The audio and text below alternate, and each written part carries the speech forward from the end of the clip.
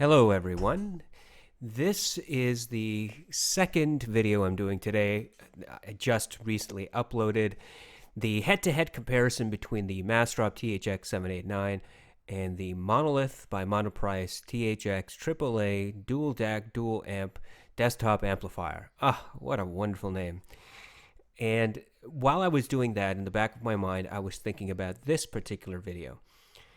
It has nothing to do with those amplifiers. What it does have to do with the next series of planned reviews.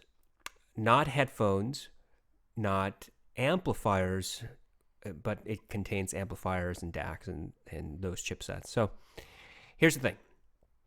I think that it would be a great idea to compare a number of portable digital players, digital audio players, DAPs.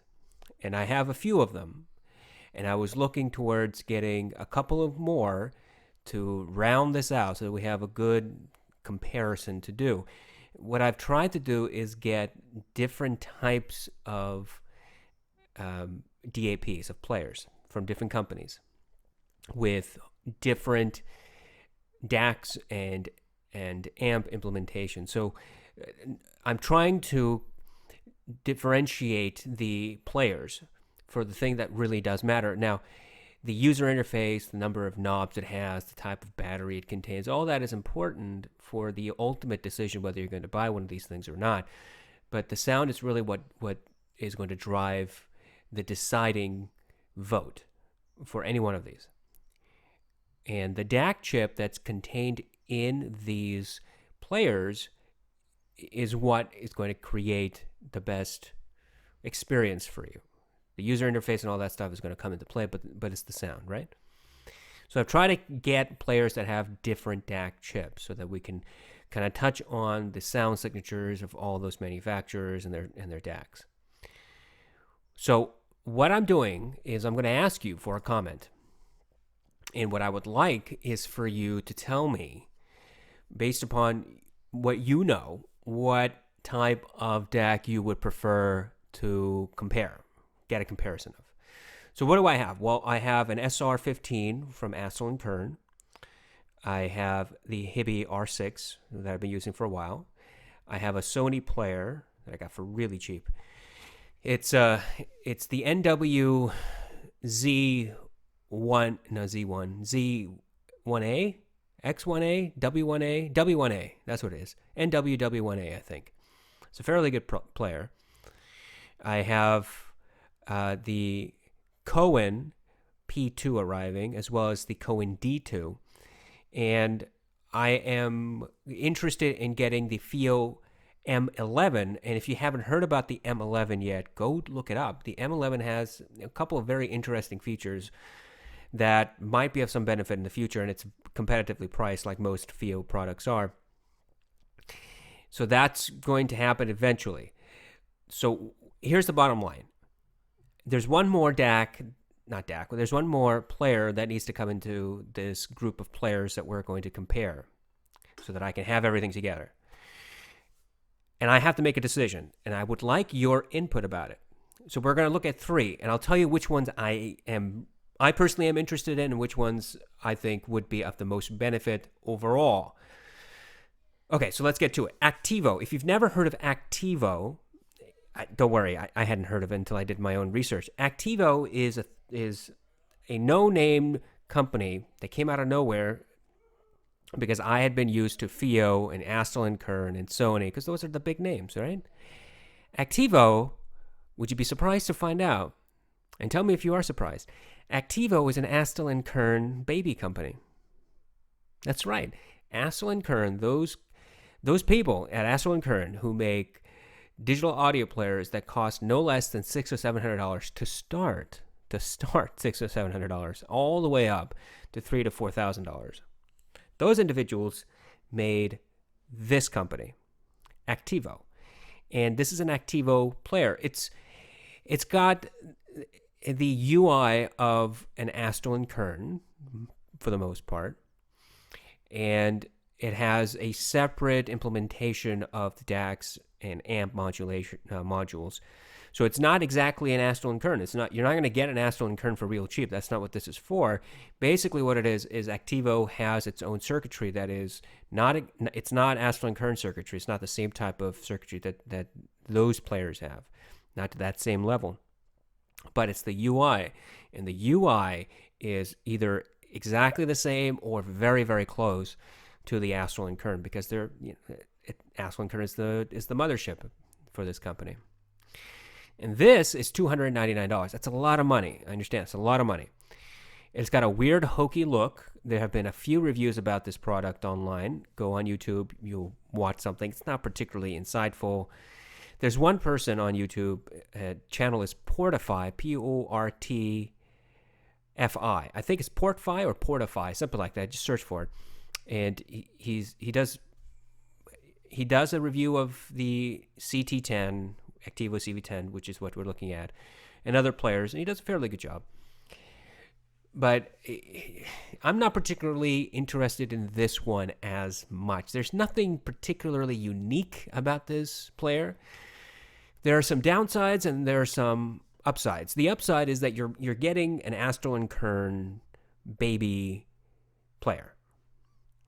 And it's got a Cirrus Logic DAC. It's got fairly good CPU in there to run everything. It's quick from what I've read and seen.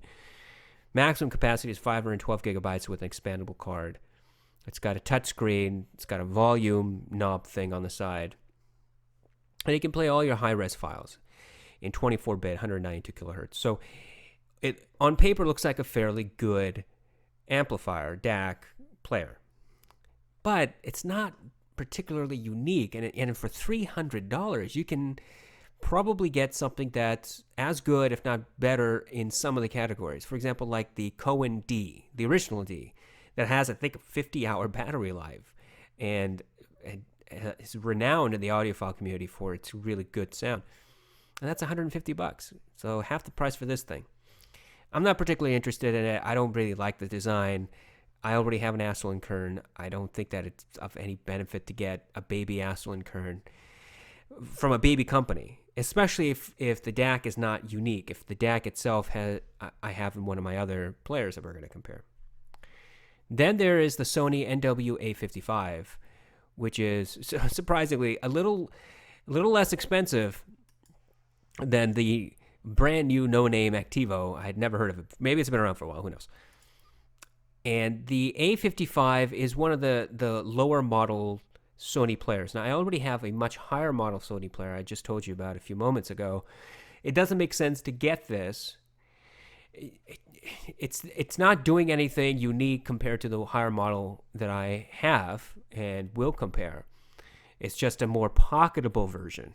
If that's of any benefit, I don't see myself really being happy with it, and it doesn't seem to be of much benefit. That's my opinion.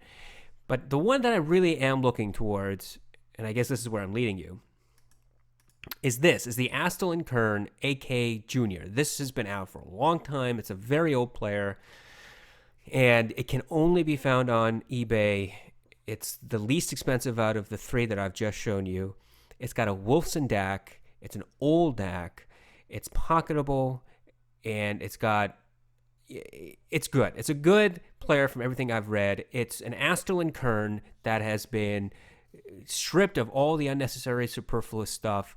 You don't get Wi-Fi. You don't get web browsing, obviously. You don't get anything like that. You get a player.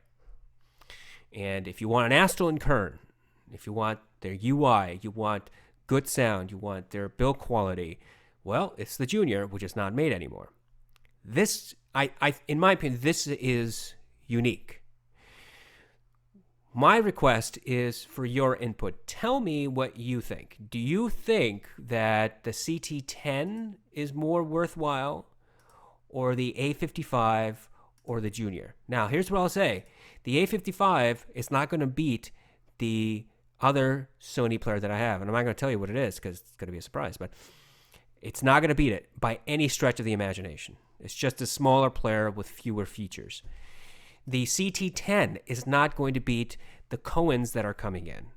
It's just, it's a slightly more expensive version of other players that I have with nothing particularly unique about it.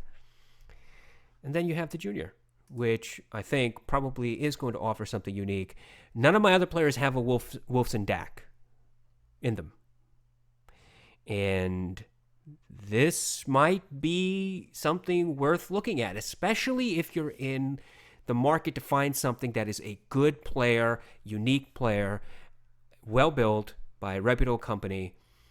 Well, and you don't want to spend a whole lot, this might be the one. But before I'd make a purchasing decision, I would, in fact, like your input to find out which way the wind is blowing so that I'm not wasting time or money.